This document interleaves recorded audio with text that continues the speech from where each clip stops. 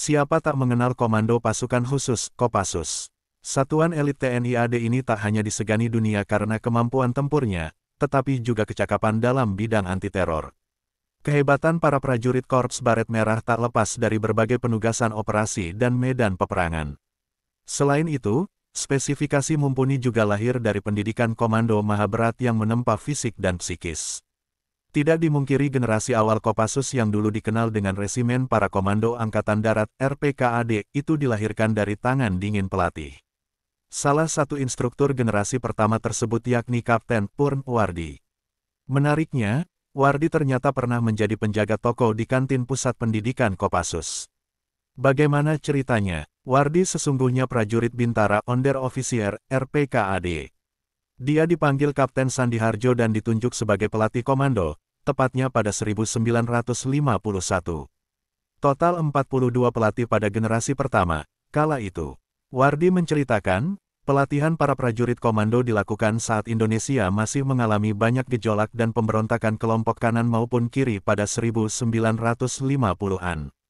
Saat itu, salah satu fokus prajurit komando yakni meredam gerakan radikal dan separatis yang merongrong keselamatan NKRI. Awalnya rekrutmen pertama melatih Batalion 11, lalu gelombang kedua Batalion 317 dan gelombang ketiga dikenal dengan BSH atau Barisan Sakit Hati dari Satuan TNI di Cirebon, kata Wardi dalam buku Kopassus untuk Indonesia, Profesionalisme Prajurit Kopassus karya Iwan Santosa dan Ea Natanegara. Pada generasi awal RPKAD tersebut, diktat materi pendidikan berbahasa Inggris dan Belanda. Materi itu diterjemahkan dan disampaikan kepada para siswa komando. Pada 1952, pendidikan pasukan Baret Merah ini dipindahkan ke Batu Jajar, Jawa Barat. Menurut Wardi, pada awal-awal pendidikan, materi yang diajarkan bukan langsung pelajaran komando, tetapi P5 yakni penghormatan tentara, Peraturan Disiplin Tentara PDT, Peraturan Urusan Dalam 4 Peraturan Dasar Garnisun PDG, dan Peraturan Penghormatan Tentara PPT. Wardi yang seorang bintara merasa keberatan mengajar PDT karena materi itu biasanya disampaikan oleh perwira.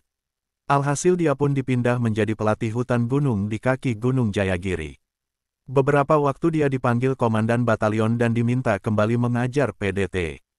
Tapi, Wardi sekali lagi menjelaskan dirinya berkeberatan karena materi itu umumnya diajarkan oleh perwira. Atas penolakan tersebut, jadilah dia dipindah untuk mengelola toko di kantin pusat pendidikan Kopassus. Setelah 4 tahun menjadi pelatih, Wardi mengajukan diri untuk ikut pendidikan komando. Dia tak ingin mendapatkan brevet hanya dari sekadar menjadi guru, tetapi tak pernah merasakan sendiri beratnya pendidikan itu.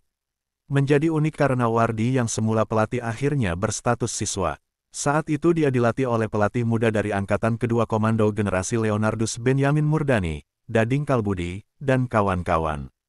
Ini unik lantaran Beni Murdani sebelumnya murid-murid Wardi. Saya tidak mendapat keistimewaan dan harus menjalani semua latihan. Saya minta izin kepada Pak Ijon Janbi, Komandan Jenderal Pertama RPKAD, untuk bisa ikut pendidikan komando, tutur Wardi. Dia menuturkan, pendidikan kala itu belum di Karangbolong, Cilacap.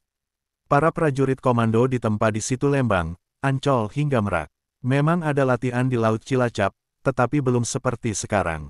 Wardi sebagai pelatih paham bahasa Inggris, Perancis, Belanda, dan Jepang.